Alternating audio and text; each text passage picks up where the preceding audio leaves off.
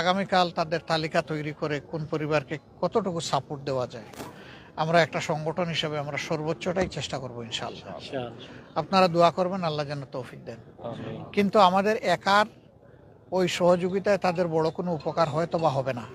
উপকারটা হবে যদি আপনাদের এই ক্যামেরার যে লাইটগুলা জ্বলছে, আপনারা যদি জাতির সামনে তাদের এই দুর্দশার চিত্রটা তুলে ধরেন এবং একটা মানবিক আবেদন জানান জাতির কাছে যে যারা বিত্তশালী আছেন তারা যদি একটু হাত এই ক্ষতিগ্রস্ত মানুষগুলার মানবগুলার ভাই বোনগুলার দিকে যদি একটু বাড়ান তারা, তাহলে এটা তাদের অনেক বড় উপকারে লাগবে এবং আল্লাহ তাআলা এই জন্য আপনাদেরকে সম্মানিত করবেন, এটা আমরা দোয়া করি।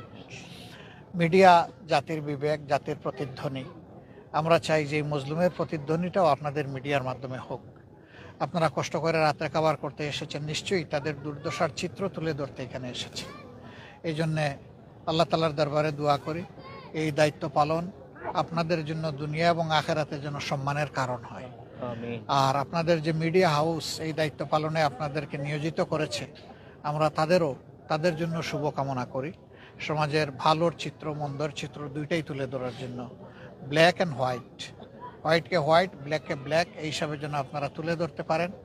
আগামীর সমাজ গঠনের সংগ্রামের লড়াইয়ে মিডিয়া যেন আমাদের গর্বিত অংশীদার হয়, সেই প্রত্যাশা ব্যক্ত করে আপাতত আপনাদের কাছ থেকে বিদায় নিচ্ছি। আসসালামু আলাইকুম।